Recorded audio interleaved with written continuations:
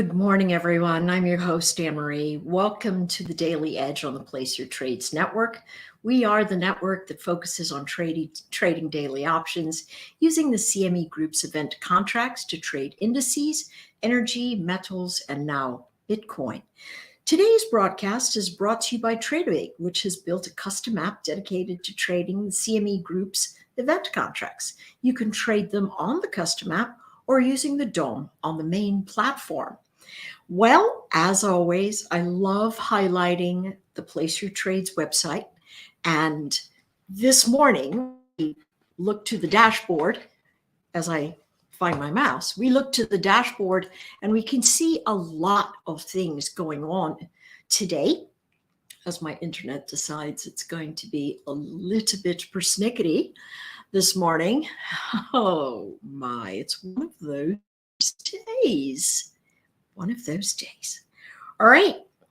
As we are waiting for the chart, here we go. Yes, we've got our live streams, lots of things going on. My favorite part of preparing for the day comes from the overnight work that Shy Girl puts up for us, and we are really looking at some interesting things that are going to affect commodities in particular, help us trade no matter what we trade, whether it's event contracts or not. This sort of information is going to be as good as anything that you're going to get from a Bloomberg platform. And I'm telling you this because I get to look at all of those places, and this is the place I come in the morning for things to help us frame out the day. The next thing that we look at are the gap stats, what's going on in the market. If we open wherever it is, what's the probability that we close over our open? Profit factors normally get exciting when we're in the high 50s and the profit factor ends up being 1.5, 1.7. Today, it's a little quiet. It tells us that it's sideways in a great bit, but the ES that we flipped through just a minute ago does tell us that a lot of traders are positioning to trade the yes up over 45.80, where the price action opened up today. And this is a magnificent thing that tells you where prices are moving from yes and no, and where the big traders are positioning. People are pretty quiet in front of the FOMC, which is a big news event that follows us all over the place. And that leads us to my wonderful guest, Larry Tentarelli. Tell me I said that name right. And Larry, you're a guy that knows that you got to follow trend and not pay too much attention to that news as it relates in the big broad scheme, but moving it right back to price. It's a delight to have you on and dig in to all the many years that you've had in the trading spaces and in the environment. Let's just start a little bit about how did you first get started in the business? Well, thank you, Anne-Marie. I'm very happy to be here. I really appreciate the opportunity. I love to talk about stocks, as you know. I follow you on Twitter. I enjoy your content. So my story goes back to when I was a child. So I grew up, my parents worked in a stock brokerage firm. Back then it was Shearson, Hayden, Stone, which this goes back to like 1980 down in Florida. So after school, I would go to the stock brokerage firm. Sometimes I would wait for my mom to get done. And I would see the stock brokers. They were all wearing nice suits. They had fancy offices. They looked like they were very busy. So I got into it at a very early age. But even when I was a teenager, when I was 15, 16 years old, I would look at the Wall Street Journal. I didn't really know what I was looking at, but it fascinated me. I've always been into numbers and things like that. So I got started at an early age, and maybe, when I was 18, 19, I was reading books about investing. I started to trade for myself right around then. I got serious about it in 1997, 1998. I became a stockbroker. I worked for Merrill Lynch for about 5 years. And I learned quite a bit, but it's really just a passion. It's something that I do it 24/7. I think about it 24/7. My wife reminds me that I think about it 24/7. But it's really a passion for me. I love that. And you know, that's so interesting that it's sort of that legacy from your parents that drew you and opened you up to the space. It's a really fascinating thing to speak with folks whose parents have always taught them about how to use money to make money. And that's something that certainly is not a part of the retail trader's mindset for the most part, because we figure out later that we go, oh, you can actually use money to make money instead Right. of just using money to buy stuff. Right. And so that shifting of that anchor is that one place that's super fascinating to me as we work with that. And so as you moved through that space, what made you decide to say, you know what, I'm going to leave that structure and I'm going to take all that knowledge that I've learned through a lifetime, really a lifetime of living inside of that business space, and take it to the retail trader like you have with your blue chip service that you have? What made you do that? It's an interesting story, and it had a long progression. So I was a broker from 98 to 2003. So I got in for the big ramp up in the NASDAQ 100. I bought everything, Cisco, JDS, Uniphase. I was very smart on the way up, and then everything went down 80%, and I held it all, and I was not so smart on the way down. But after a few years, I realized that the pure retail side of the business for me, dealing with retail clients on a daily basis, it just wasn't the end of the business that I wanted to be in.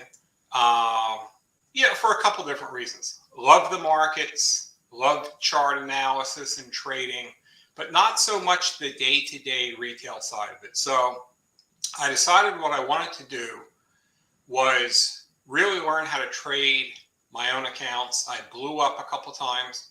I think I blew up 2 or 3 times. I got out of trading for like 3 to 6 months, and then I'd come back in, get out, come back in. So it took me a while, and maybe about 2005, I just didn't know, I was short-term focused, but that really wasn't my mindset. And then I read the book about Jesse Livermore, Reminiscences of a Stock Operator.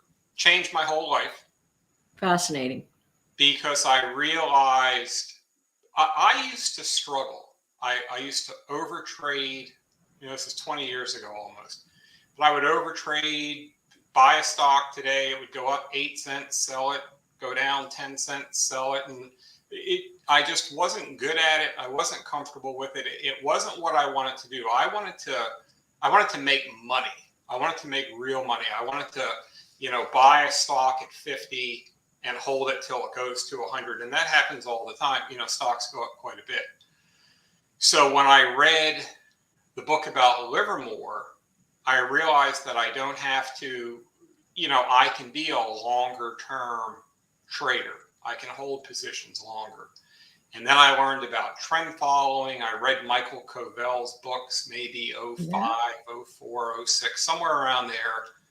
And that really resonated with me as well. And I became friends with, Michael Covell. And then I met Tom Basso online. You know Tom. Yeah. So we met on Facebook maybe, 12 years ago. But anyway, these guys got me onto Twitter. They said, hey, because I used to go on Facebook, maybe 15 years ago and post a stock chart, and one person would look at it, and 80 of my friends would say, why are you posting stocks? It's really boring. So I Oh yeah, they'd be like, Larry, why are you posting these things? So it was actually Steve Burns, I think, was the real one that got me to Twitter. And I went to Twitter. I didn't know anything. I started to post some charts, and this was 10 years ago. And then over time, my people that follow me has gone up quite a bit. And quite a few people said, hey, you should write a book. You should start a website. We'd like to follow your trades, things like that. So that's basically how it got started. It started on Facebook, and then I moved to Twitter, and then I've met, Anthony Crudele. I've met you. I've been on Anthony's podcast quite a few times.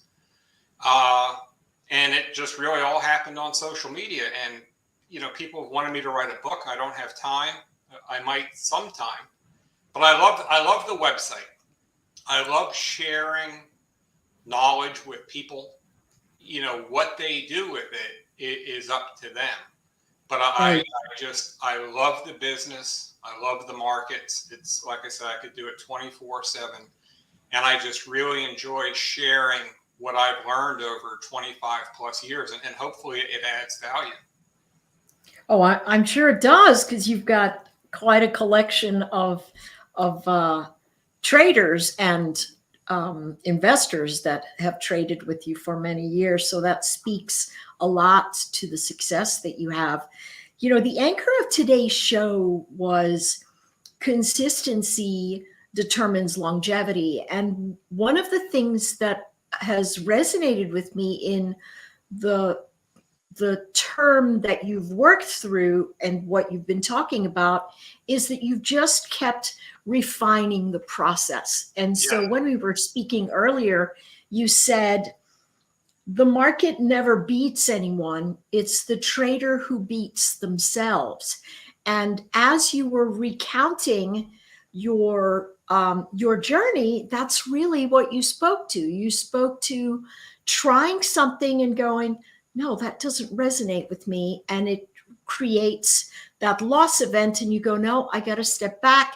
And then it brought you to an area of trying certain things, saying, hey, listen, that's not quite what resonates with me as an individual and how I'm able to build value both in my portfolio and sharing with others. And so this notion of the trader beating themselves, if I were a newer trader and I was looking across the landscape and I said, wait, how do I know I'm defeating myself instead of the market defeating me? What would I need? What would I see? I think the first thing you have to do is look at your results. So when I was over trading, I was consistently losing money.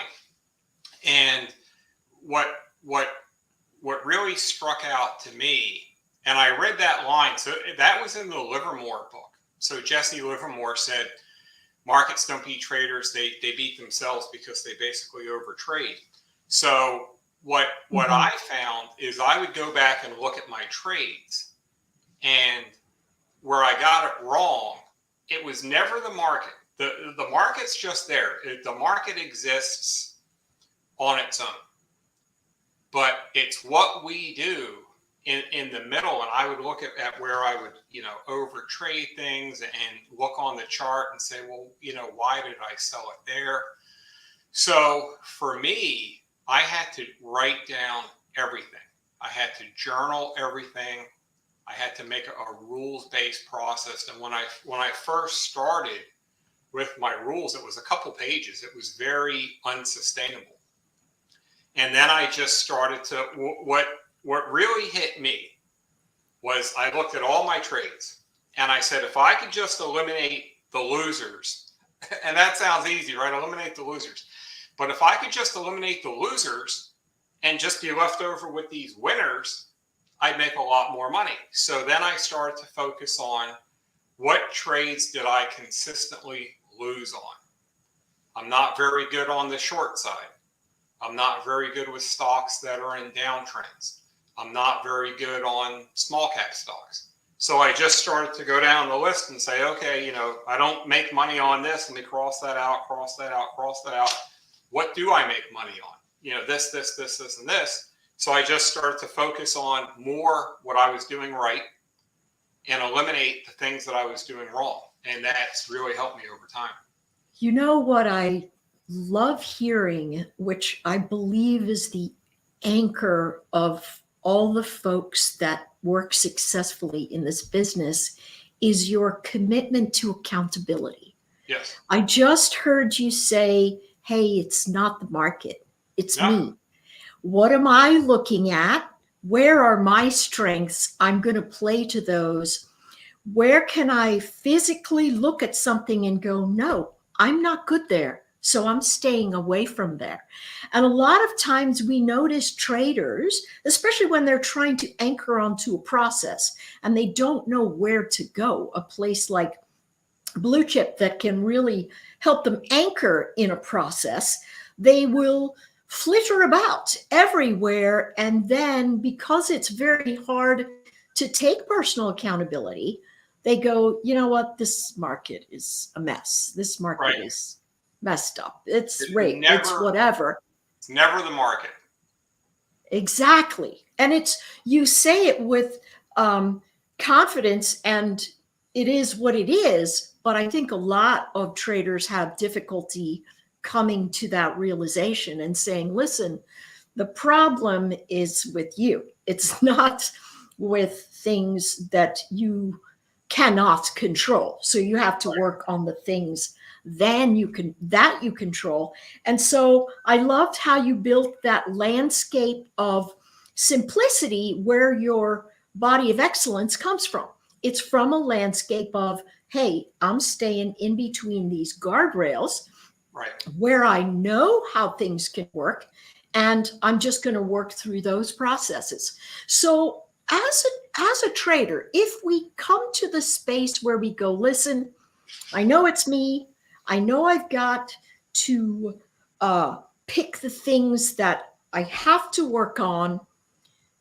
How do we not be the Cocker Spaniel that chases after the butterfly in the garden? Which, I mean, I say all the time, I have the attention span of a Cocker Spaniel. So I definitely will go, oh, look, that nice new shiny thing that came with the news. Sure. How do I look at myself and go, okay, I gotta break the being caught up by the shiny little butterflies. How do I bring it back to process?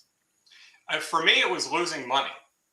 So when Perfect. The simple answer. Yeah, I mean, it all comes back to the results. So if I would chase the shiny butterfly and get stopped out or lose money, I'd be like, okay, at what point do we get tired of doing the same thing over and over again and it doesn't work? Till we finally say it's like a cleansing process, to where we finally say, okay, I am not going to buy, Chinese small cap stocks. I don't care how good they look. Or I'm not going to, for me, I'm not very good with options. I just don't get it. So I just, after I did options a few times and realized I didn't really make money at it, there's a lot of people that are great at options. It can work fine. It's just not for me. So I think really you just have to get tired of losing money doing the same thing over and over again and say, okay, well, that doesn't work for me. It could work for somebody else. And it doesn't make it bad. Nothing is good or bad.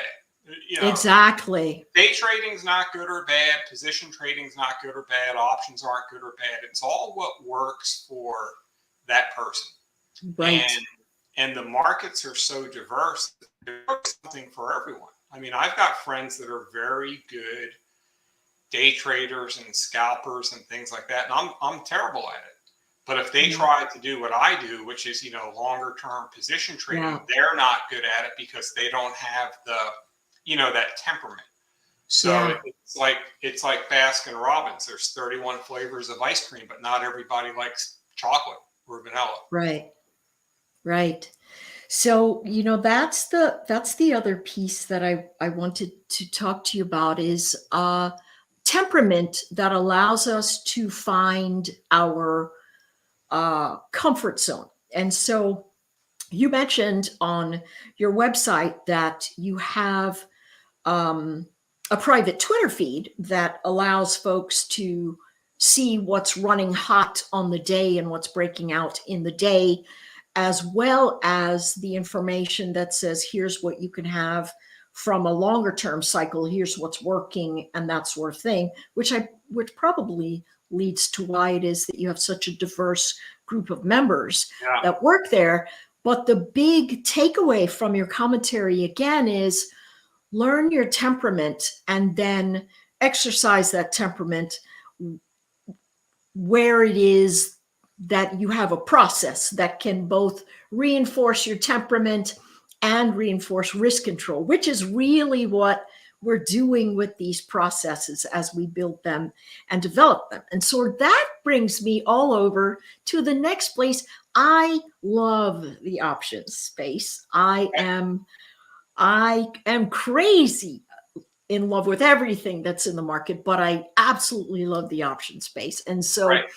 I want to bring us back to sharing the screen. I'm going to show the Trade of 8 platform with the event contracts. Trade of 8, of course, does sponsor our show.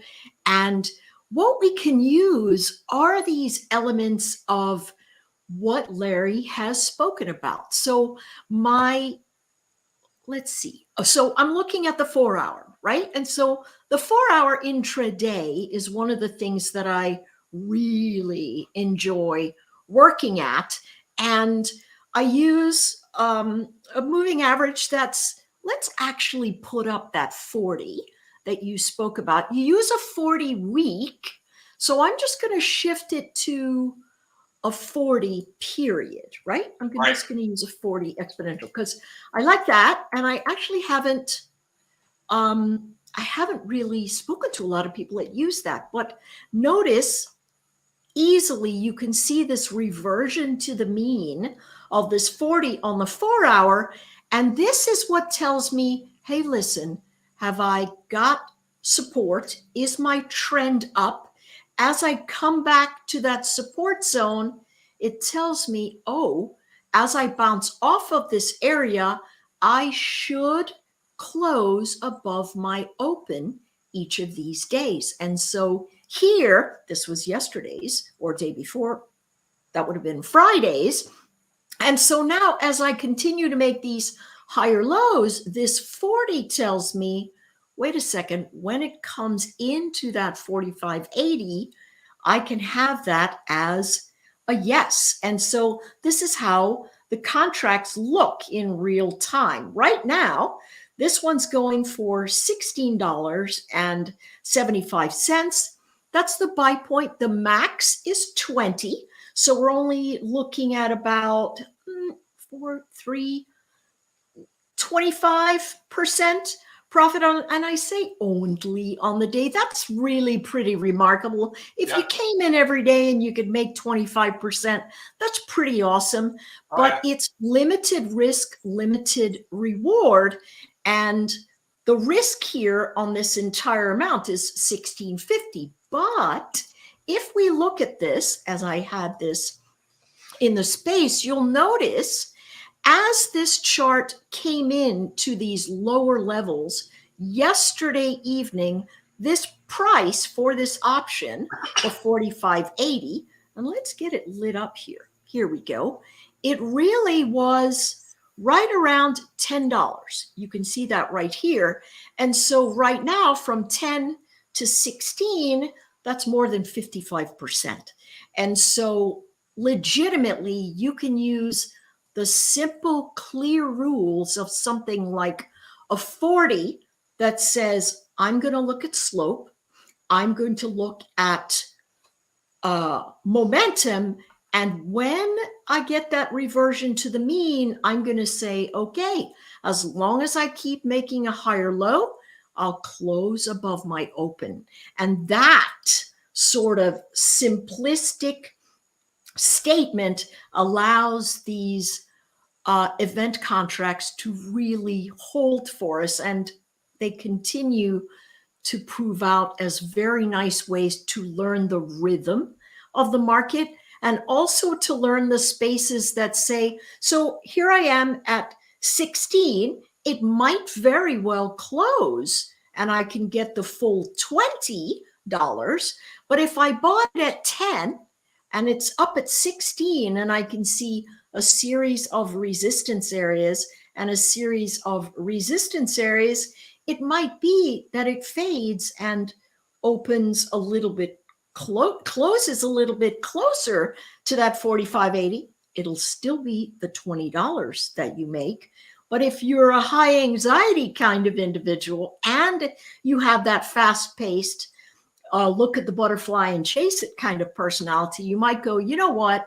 I think I'm going to cover at my $16, take it, and I'm out of the trade and I can go do something else. This is the entry product that the CME has to understanding how options and futures can work in the space. And it is a lovely tool to learn trading mechanics in terms of risk and reward and understand what it means to move with process and say, hey, listen, I'm just going to look at that 40. The great thing about the market is that it is fractal, and that fractal behavior says that if I can look at a 40 on a 4-hour chart, I can also look at it on a weekly, which is one of those averages that Larry uses every day. Now, the other one he uses, you'll just have to head on over to Blue Chip to figure those sorts of things out. Larry, it was absolutely fantastic to have you. I took all kinds of great nuggets away. I was encouraged and inspired by your dedication to discipline and consistency and process because it resonates with me. And I know that it resonates with a lot of folks, especially you being that example of, listen, find what you know, do it over and over again, and it's going to bring you a loyal group of individuals who want to trade with you and learn from you. Right. And it all feels you personally as an individual. It was my pleasure to have you. I'm looking forward to chit-chatting with you further in times ahead. Anne-Marie, thank you so much. I really appreciate it. I enjoyed our time, and I'm looking forward to the future as well. Speaking. And could you tell us your website? Sure. It's bluechipdaily.com. Thank you so much. Folks, we'll see you soon. Thank you so much for joining in on the Place Your Trades Network.